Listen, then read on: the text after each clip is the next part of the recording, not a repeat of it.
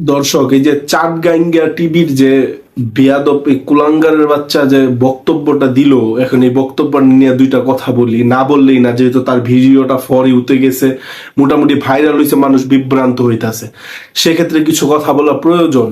ও যে বললো একটা একটা শিবির দর ধৈরা ধৈরা এন কর তেন কর, আপনি কি দেখাইতে পারবেন সুন্নি জামাতের একটা কোনো আন্দোলনে এই মিছিল এই স্লোগানটা দেওয়া হয়েছে? আপনি কি দেখাইতে পারবেন?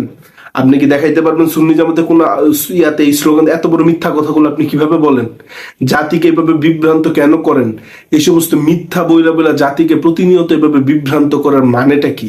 আজীবন জামাতের দালালি করছেন, আজীবন কোনোদিন তো দেখলাম না নিরপেক্ষ কথা কইতে, শুধু দেখে গেছি জামাতের দালালি করতে। চট্টগ্রামের জামাতের আমির যে ভুল বক্তব্যটা দিছে ওইটার পক্ষেও কথা কইছেন কেন? এই জামিয়ার মতো মাদ্রাসা রেস্টুরেন্টে রাস্তায় কেন নাম? কেন সত্যের পক্ষে কি রাস্তায় রাস্তায় নামবে না? একজন ইমামরে হত্যা করছে, এই জন্য কি জামিয়া রেস্টুরেন্টে রাস্তায় নামবে না? রাস্তায় নামার অধিকার নাই? এদের কাজ হলো প্রতিনিয়ত শুধু শুধু মিথ্যা প্রচার করা এবং জাতিকে বিভ্রান্ত করা, প্লাস সবসময় শুধু দলের দালালি করা। এরা আজীবন এগুলা কইরা গেছে, এখন এমন করে যাবে। এরা এই এই সমস্ত ইউটিউবার, আরেকটা কথা, এই সমস্ত ইউটিউবার কেন এগুলো নিয়ে কথা বলে? তারা জানে সুন্নি জামাতের এই বিষয়গুলো নিয়ে কথা বললে ভিউ বেশি হবে, পেটে ভাত জুটবে, এই কারণে তারা এই সমস্ত বিষয়গুলো নিয়ে কথা বলে। আমি বলি চাটগাইঙ্গা টিভি বেয়াদবটার যেখানে পাবেন জুতা দিয়ে বাইরাবেন। এই সমস্ত বেয়াদবের বাচ্চা চট্টগ্রাম কিভাবে থাকে এই বিষয়গুলো আপনাদের মাথায় রাখতে হবে। এবং এই সমস্ত ভুল বিভ্রান্ত উল্টাপাল্টা ভিডিও বানানোর জন্য তার বিরুদ্ধে যদি কোনো দায়িত্বশীল ব্যক্তি থাকে, নিশ্চয় আইনি ব্যবস্থা গ্রহণ করবেন।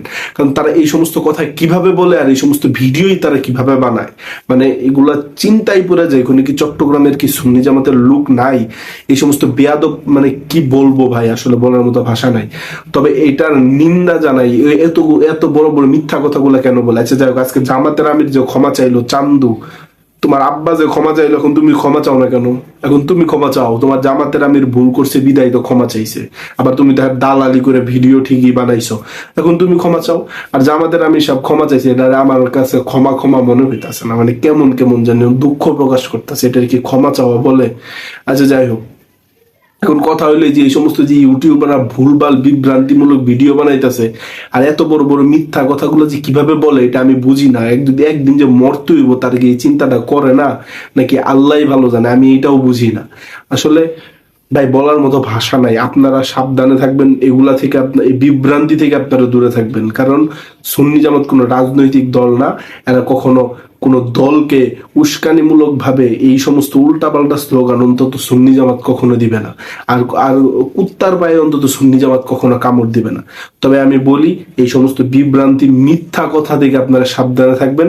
এই লোক যা বলতেছে সব মিথ্যা কথা, প্লাস মানে ভাই, মানে আমি চিন্তা করি মানুষ মিথ্যা কথা বলতে গেলে একটু পেঁচায়া গুছায় একটা রসকস মিশায়া বলতে হয়, আর ও ডিরেক্ট মিশা কথা বলে। আর ও কে আমি চিনি না, আগে ভিডিও দেখছিলাম, পরবর্তীতে এখন দেখি আইসা সরাসরি মিথ্যা কথা বলতেছে। তাই এই বিষয়টা নিয়ে কথা না বলে পারা যায় না।